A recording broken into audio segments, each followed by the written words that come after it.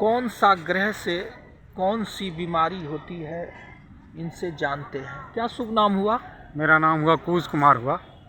कुश जी, आप बताएं कि ग्रह जो है उनके कारण कौन सा बीमारी होती है मनुष्य को? हाँ, जैसे बृहस्पति हो गया, यानी उसको हम गुरु बोलते हैं। ठीक। तो उससे पेट के आपका खराब हो सकता है, फेफड़ा में सूजन हो सकता है।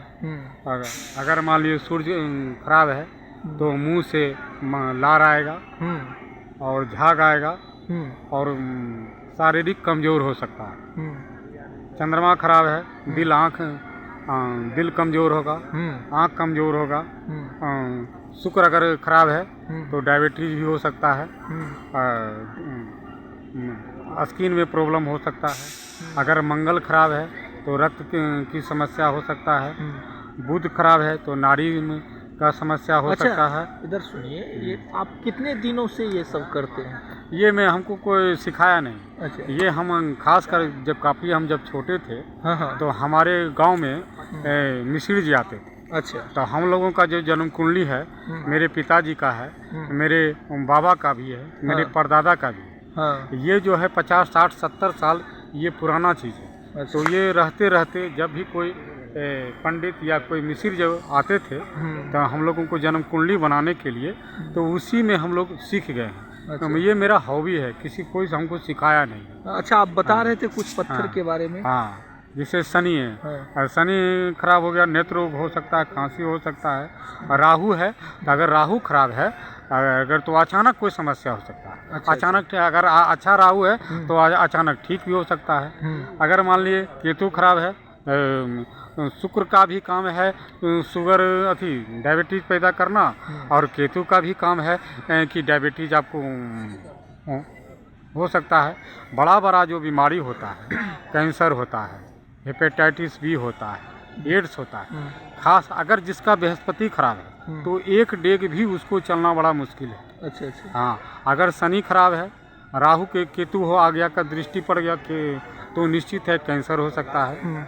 और कैंसर भी माने किस अंग में कहाँ है। अच्छा, हम ये जानना चाहते हैं, आपके हाथों में कई तरह का पत्थर है, कई तरह के अंगूठी पहने हुए हैं, तो इससे क्या क्या लाभ मिलता है? जैसे बृहस्पति है, बृहस्पति का काम है,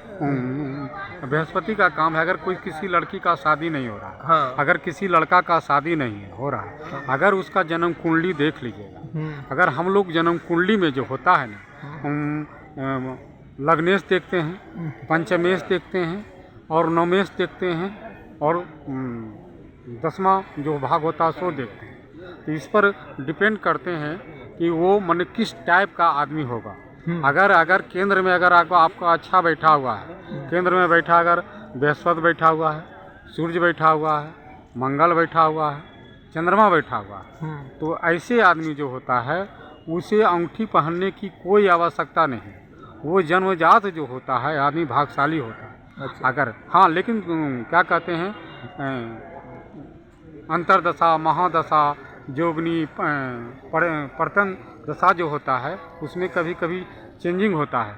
लेकिन जन्म कुंडली में दो चीज़ होता है, एक लग्न कुंडली होता है, एक चंद्र कुंडली होता है। लग्न कुंडली जो होता है वो फिक्स होता है, और चंद्र कुंडली जो होता है वो चंद्रमा के आधार पर देखते हैं।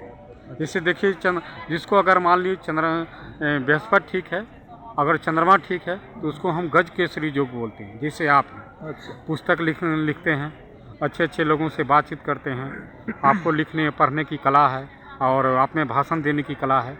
ये खास करके बृहस्पति हुआ, चंद्रमा हुआ, सूर्य का जब युक्ति बनता है तो आदमी ये माने इस तरह से काम करता है।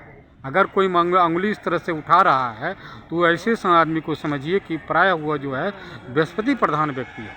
जैसे 5 उंगली है, तो 5 उंगली जो है इसमें से ये है, आपको क्या कहते हैं, बुध का उंगली है, ये आपका सूर्य का उंगली है, ये आपका शनि का उंगली है, ये आपका बृहस्पति का उंगली है, ये आपका शुक्र का उंगली है, ये आपका देखिए चंद्रमा है, यहाँ मंगल है, यहाँ निम्न मंगल है, यहाँ राहु और केतु है।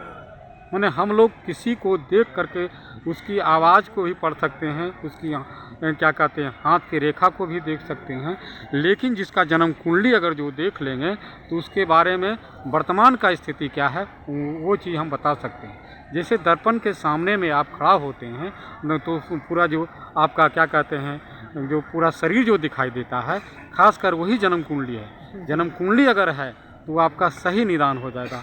बड़े बड़े रोग बीमारी के बारे में आपको पता चल जाएगा कि मान लीजिए कोई क्या कहते हैं जैसे चंद्र ग्रहण हुआ, सूर्य ग्रहण हुआ, क्या कहते हैं साइंटिस्ट तो अभी बता रहा है, लेकिन हम लोग का जो जन्म कुंडली है वो आपको 50 साल बाद में भी बता देगा कि कब सूर्य ग्रहण होगा, कब चंद्र ग्रहण होगा, ये चीज़ बता देगा। ये तो साइंस भी इसके सामने पीछे है।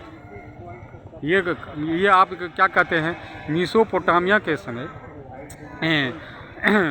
एक आदमी को, बूढ़ा आदमी थे, उनको शीशा में बंद कर दिया गया। तो लोग कहते थे कि माने शरीर रह जाता है और प्राण निकल जाता है। तो वो जो है उस समय क्या देखा गया कि उस बूढ़ा आदमी को एक बंद कर दिया एक शीशा के घर में, और उसको छटपटा करके उसका प्राण चला गया। देखा कि उसमें एक प्रकाश पुंज है जो किरण निकलता है, और जब वो जो फटा और कहाँ गया ये पता नहीं चला।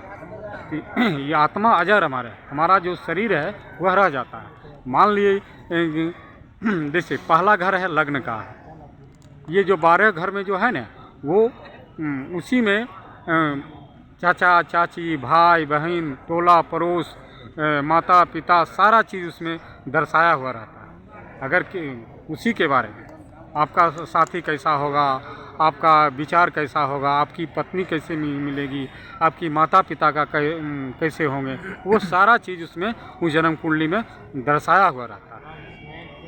अच्छा, मेसोपोटामिया बता रहे थे? हाँ, मेसोपोटामिया में बता रहे थे कि एक बूढ़ा आदमी था। वो उस समय के जो साइंटिस्ट कहिए, जो स्कॉलर थे, रिसर्च किए, देखे कि एक जो बूढ़ा आदमी है वो उसको एक शीशा के घर में उसको पैक कर दिए। वो लवारिस आदमी था। तो देखते हैं कि होता क्या है।